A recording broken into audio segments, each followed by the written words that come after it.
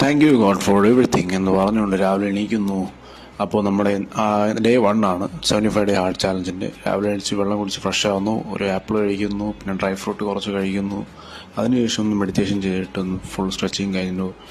പിന്നെ നമ്മളൊരു 30 squat, 30 push-ups, 30 leg races, 30 crunches, then കുറച്ച് പോസിങ് കഴിഞ്ഞിട്ട് നേരെ പോകുന്നു പുള്ളപ്പ് ചെയ്യാൻ ഒരു 15 എണ്ണം.